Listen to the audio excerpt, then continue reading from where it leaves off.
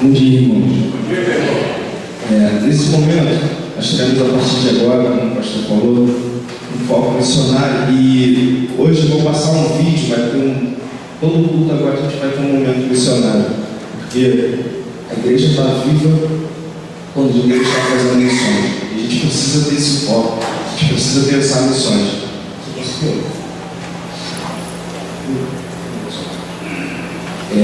Como o pastor falou sobre as pessoas jovens e adolescentes que procuram uma profissão, o foco de hoje vai ser as crianças. A gente começar desde as crianças, a incentivá-las a ir para o campo. Nós temos que lembrar que assim como Abraão, que teve seu filho Isaac, e Deus o pediu de volta, e Abraão assim ia fazer, Deus não faça isso, não.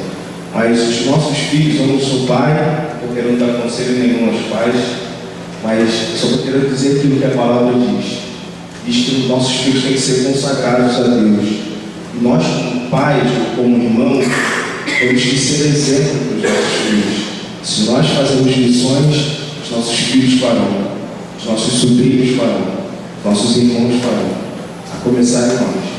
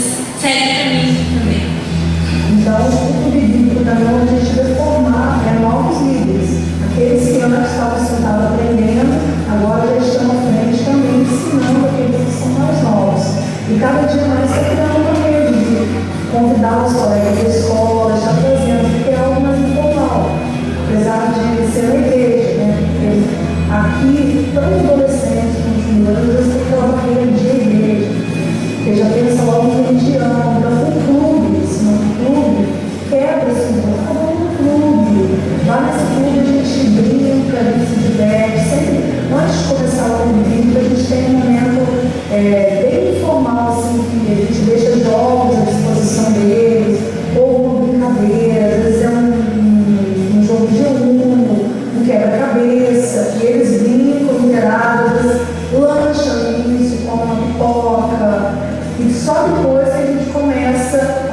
atividades de estudo da Bíblia. Tudo para que a gente possa estar atraindo essas crianças, esses adolescentes, para que quando chegarem aqui, eles venham a conhecer, né, de Jesus, que é o maior objetivo, falar de Jesus para crianças e adolescentes. E também ajudar a nossa vida, assim, sabe? Que Jesus também tem um grande propósito para nós também. A gente chegou aqui, a gente encontrou uma igreja com predominância de adultos, muitos adultos, poucas crianças, poucos adolescentes.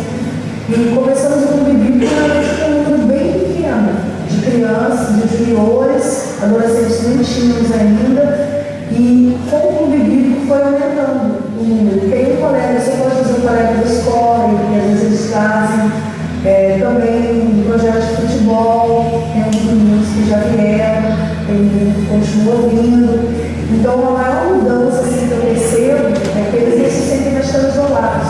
Já chegam na igreja com aquela alegria, oi fulano, oi, porque já desenvolveram uma amizade maior no convívio.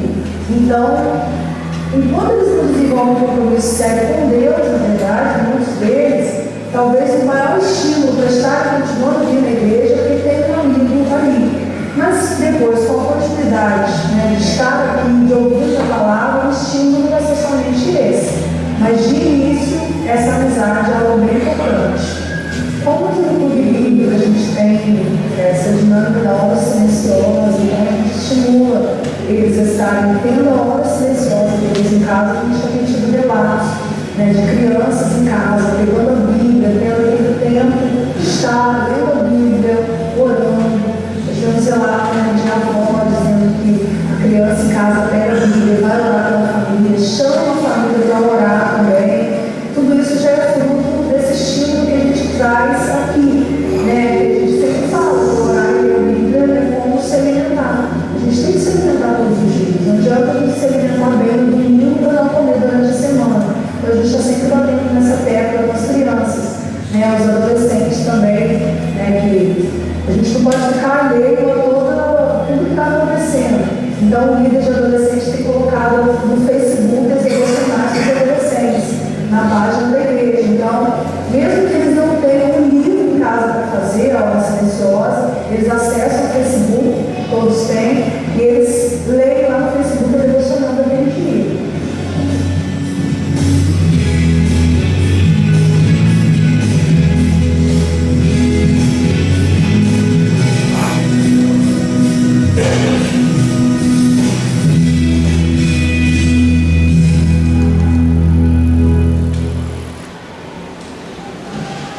O que nós vimos ali é um trabalho inicialmente feito com crianças.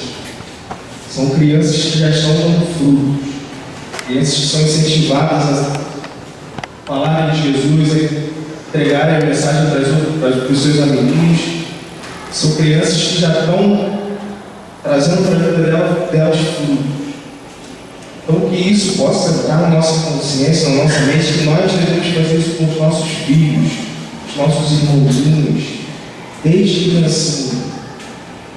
Nós tivemos a oportunidade de estar aqui ontem, ouvindo o pastor Henrique, ele falou sobre missão integral, de preocupar-se com o homem como um todo, não apenas na parte apenas espiritual, na parte profissional, mas se preocupar com o homem como um todo. Nós vemos ali pessoas que se preocupam com a criança como um todo. Eles se divertem, comem, pregam a mensagem, líderes saem dali. A gente possa incentivar os nossos filhos cada dia mais a fazer isso, para que um dia a gente consiga enviar daqui missionários, surjam pastores, ou que, se seu filho for um engenheiro, que seja um engenheiro missionário. Se seu filho for professor, seja um professor missionário. Que seja um exemplo. Mas para isso nós precisamos ser esse exemplo. Abra a Bíblia, por favor, em João, capítulo 4.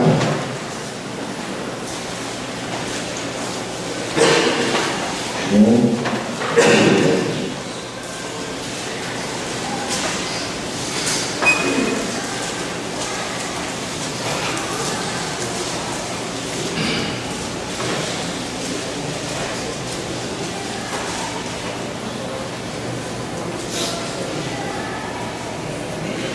Antes da gente ver, vamos orar. Pai, muito obrigado, Deus. Muito obrigado por mais um dia que o Senhor nos concede. Muito obrigado porque, apesar das aflições, das angústias, nós sentimos a Tua poderosa mão sobre as nossas vidas, ó Deus. Somos renovados por Ti a cada dia, Senhor. Porque quando nos encontramos com a Tua palavra, com a Tua mensagem, tudo faz sentido, ó Deus. Muito obrigado pela Tua misericórdia em nossas vidas. Que nesta manhã, Senhor, o Senhor possa abrir nossas mentes e corações para a Tua mensagem. Nós possamos compreender qual é a altura, qual é a profundidade, qual é a largura do Teu amor, através da Tua palavra. Ó Deus, nos ajuda. Que Teu Espírito Santo possa esclarecer a nós, iluminar, ó Deus, aquilo que o Senhor quer trazer a nós, ó Deus. Não seja eu quem fale aqui, mas que seja o Senhor. Eu seja apenas um canal, ó Deus. Eu seja a sua boca, os seus olhos, as suas mãos, mas o Senhor seja representado aqui, ó Deus. Nos ajude, ó Deus. Esteja conosco nessa manhã. No nome do Filho amado Jesus. Amém, Senhor. Nós vimos ali crianças que vivem para a glória de Deus. São crianças, apesar da idade, vivem para a glória de Deus. No capítulo 4 do Evangelho de João, nós vamos encontrar ilustradamente uma mulher que, apesar da circunstância, apesar das dificuldades, dos problemas, no final de tudo, viveu para a glória de Deus. Começa a leitura no versículo 3, capítulo 4 de João. Deixou a Judéia e foi outra vez para a Galiléia. E era-lhe necessário passar por Samaria. Foi, pois, a uma cidade de Samaria chamada Sicar, junto da herdade de Jacó.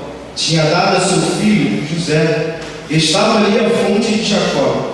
Jesus, pois, cansado no caminho, assentou-se assim junto da fonte. Era isso quase a hora sexta. Veio uma mulher de Samaria tirar água. Disse-lhe Jesus: dá-me de beber. Vamos parar aqui um minutinho, vamos nos localizar. Samaria, ou os samaritanos, eram o que restou do povo de Israel, no reino do norte, e eles haviam se misturado com outros povos. E por isso, por essa mistura, o povo judeu criou uma certa rusga com eles não se falavam mais, não tinha mais contato, não havia mais costume do povo judeu ter relacionamento com os samaritanos, havia essa distância. E é aqui que nós encontramos Jesus, um judeu, falando com uma samaritana, quebrando esse paradigma. Segundo fato que nós devemos entender antes de pensarmos nesse texto é que a mulher foi ao poço buscar água.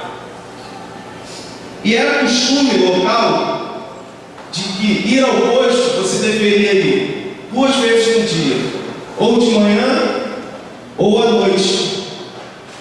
E a mulher, quando Jesus chega, no versículo 6, estava ali a fonte de Jacó. Jesus, pois, cansado do caminho, assentou-se junto da fonte. Era isso quase a hora sexta. A hora sexta é o meio-dia. A mulher não foi nem de manhã e nem à noite. Essa mulher estava procurando fugir de encontrar pessoas que conhecessem a sua reputação, pessoas que soubessem e sabiam que ela era uma prostituta. Por isso, pela sua vergonha, pelo seu problema psicológico de lidar com isso com as pessoas, ela foi na hora sexta para esse lugar, ao meio-dia. E lá, ela encontra nada mais, nada menos que Jesus. Um encontro que iria mudar a vida dessa mulher para sempre. Mas quando nós buscamos viver uma vida para Deus, ou para a glória de Deus, ou adorar a Deus, mas aprendemos que o nosso propósito de vida é viver uma vida de adoração a Deus, adorar a Deus, glorificar a Deus.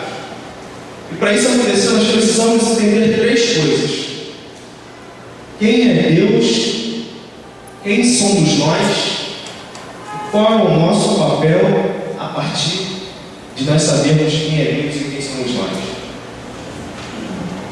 Siga a leitura, a partir do verso 7. Veio uma mulher de Samaria tirar a água.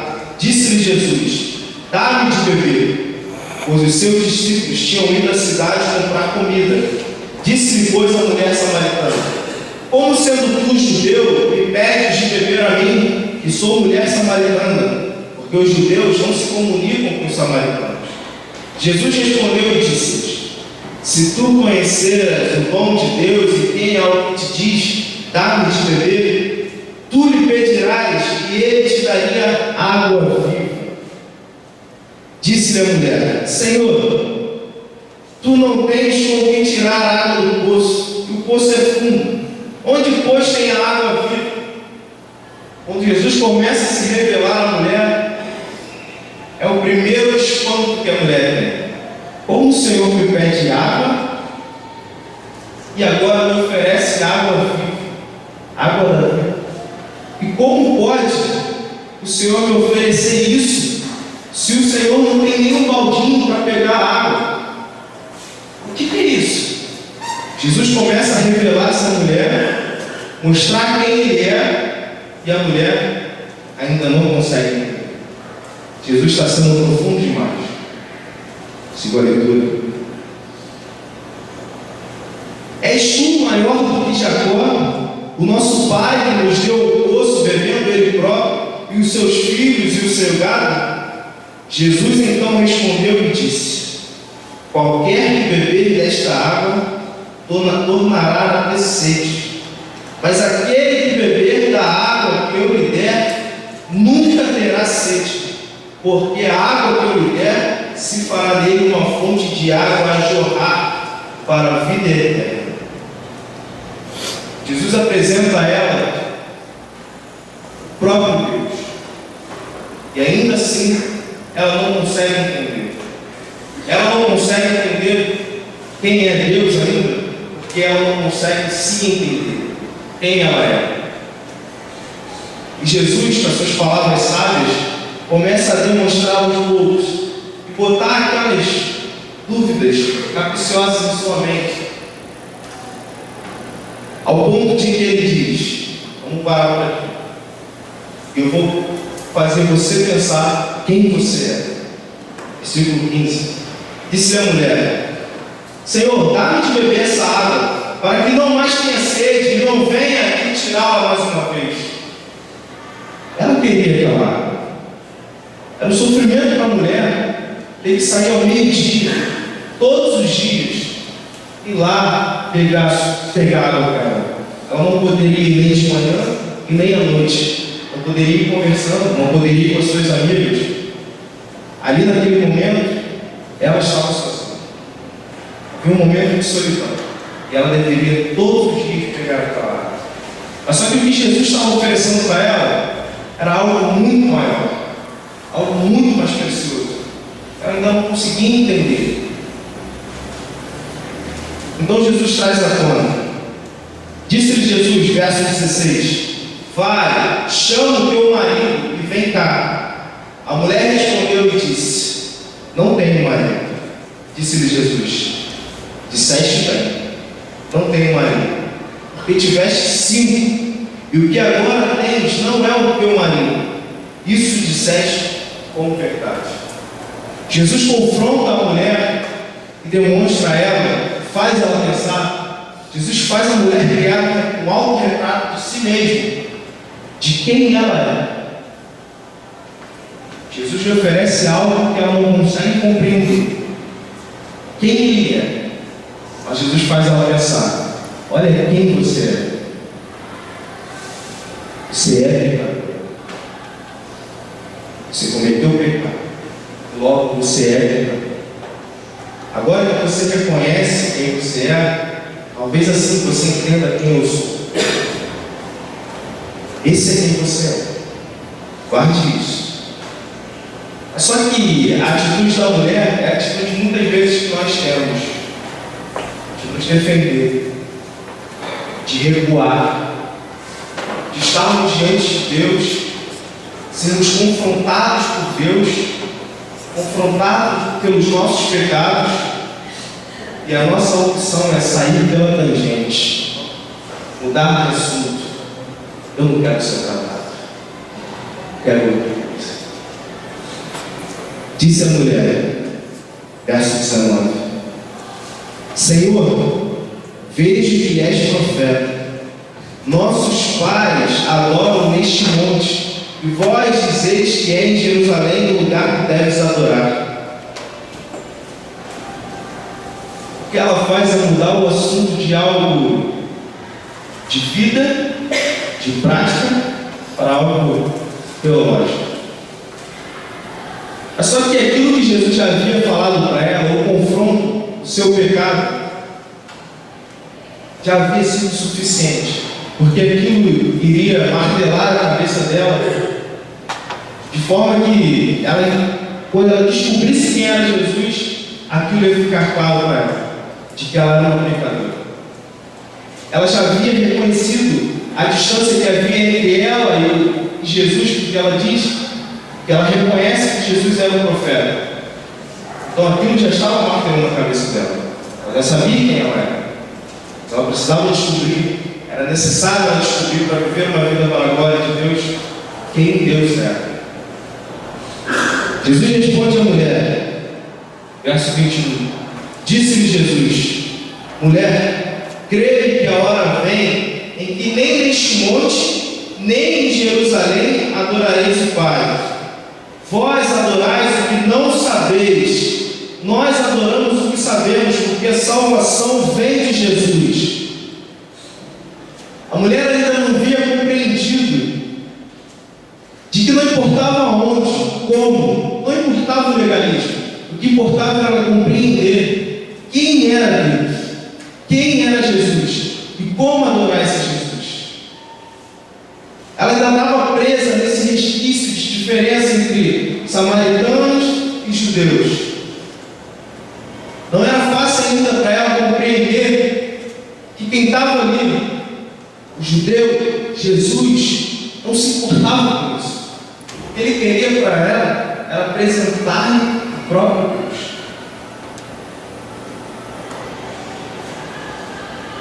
Verso 23. Mas a hora vem, e agora é, em que os verdadeiros adoradores adorarão o Pai em espírito e em verdade. Porque o Pai procura tais que assim o adorem.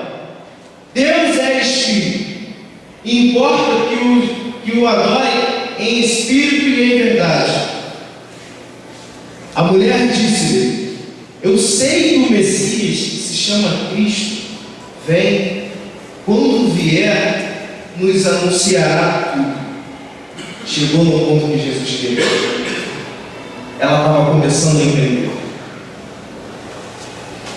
Então Jesus revela a ela: Eu o sou. Eu falo contigo. Jesus fez a mulher reconhecer quem ela era. Apresentou-lhe Deus, o próprio Cristo. E agora sim, sabendo quem ela era, quem era Deus, ela poderia ter uma vida que vivesse para a glória de Deus. Olha o fruto que essa mulher dá. Olha o verso 28. Deixou, pois, a mulher o seu cântaro e foi à cidade, e disse àqueles homens: Vinde e vede o homem que me disse tudo quanto tenho feito. Porventura não é este Cristo? Saíram, pois, da cidade e foram ter com ele. Duas coisas Jesus mudou na vida dessa mulher. A primeira coisa é que a mulher tinha sede, precisava de água. Foi ao poço pegar água, mas lá ela reconheceu qual era a sua necessidade mais profunda. Olha o que a mulher faz no versículo 28. Deixou, pois, a mulher o seu cântaro. Ela só foi ao poço para pegar água. Ela só tinha um cântaro. E aquilo que naquele momento era de mais precioso, ela fez. Para que água? Eu tenho água na vida agora. Eu sei quem é a água da vida. Então Jesus mostrou àquela mulher qual era a sua maior necessidade. A segunda coisa que Jesus mudou naquela mulher era: vocês lembram a hora que ela foi ao poço? Meio-dia. É isso? E por quê? Porque não queria encontrar pessoas. E o que ela fez depois que ela descobriu qual era a coisa que ela tinha mais importante? Encontrar pessoas. Jesus mudou aquela mulher espiritualmente, na sua saúde, psicologicamente, familiarmente. Não é teu marido, isso é estranho. Mudou a amizade daquela mulher. Volta para o São Deus. É o próprio Cristo fazendo missão integral. Esse é o maior exemplo de missionário que a gente tem. Olha o fruto dela. Vamos pular aqui para o verso 39, daqui a pouco a gente volta. Pula para o verso 39. E muitos dos samaritanos daquela cidade creram nele, pela palavra da mulher que testificou: diz-me tudo quanto que tenho feito. Indo, pois, ter com ele o samaritano, rogaram-lhe que ficasse com eles, e ficou ali 2 dias. E muito mais creram nele, por causa da sua palavra. E diziam à mulher: já não é pelo que disseste que nós cremos, porque nós mesmos o temos ouvido, e sabemos que este é verdadeiramente o Cristo, o Salvador. Olha que tremendo. Jesus está de passagem nessa terra. O ponto final não é a Samaria, é a Galileia. Ele só está de passagem em Samaria. Ele encontra uma mulher, está com sede, instituto. E através daquela mulher, ele muda vidas. E ele faz aquilo que é mais importante, a coisa mais importante. Porque talvez ele tivesse urgência de ir a Galileia, mas ele para e fica em Samaria. Pelo menos 2 dias. Ele usa a vida de uma mulher, conhecendo quem ela é, quem ele é, e agora ela sabe qual é o seu papel na sua sociedade. A gente vai viver para a glória de Deus quando nós reconhecemos quem nós somos diante de Deus. Qual é o nosso papel? Fico impressionado às vezes que a gente deixa um docinho, como é que está biscoito para isso? Eu estou comendo arroz, deixo o biscoito lá na mesa, alguma coisa. Rapaz, menos de 10 minutos, a formiga vai lá e tem um bolo de formiga. É tão eficiente porque elas sabem quem elas são, qual é o seu papel, o seu grupinho mais definido. Talvez sejamos mais eficientes quando nós descobrimos qual é o nosso papel na nossa igreja, na nossa sociedade. A nós fica o verso de número 31 ao verso de número 38.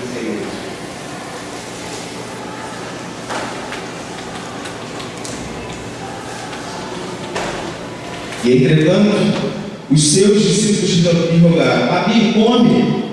Porém ele lhes disse: uma comida tem que comer, que vós não conheceis. Então os discípulos diziam uns aos outros: trouxe-lhe porventura algo de comer? Jesus disse-lhes: a minha comida é fazer a vontade daquele que me enviou e realizar a sua obra. Vós não dizeis aí que ainda faltam 4 dias até que venha a ceifa, ou a colheita? Este eu vos digo: levantai os vossos olhos e vede as terras, que já estão brancas para a ceifa, e que a ceifa recebe galardão e ajunta fruto para a vida eterna, para que assim o que semeia como o que ceifa, ambos se regozijem. porque nisso é verdadeiro o ditado: um é o que semeia e o outro é o que seca. Eu vos enviei a ceifar, onde vós não trabalhaste, outros trabalharam, e vós entrastes no seu trabalho. Aqui eu acho impressionante, quando a mulher reconhece quem Deus é, quem ela é, a primeira atitude dela é deixar o seu canto e falar sobre esse Jesus. Os discípulos veem aquilo e a sua primeira atitude é comer. Jesus disse: agora não é momento de comer. Olha para os campos. Olha como está pronto para ser comido. Bom? Eles preferem comer. Talvez a gente tenha preferido comer do que ir até os campos. A gente possa refletir isso nessa manhã. Essa seja a nossa oração.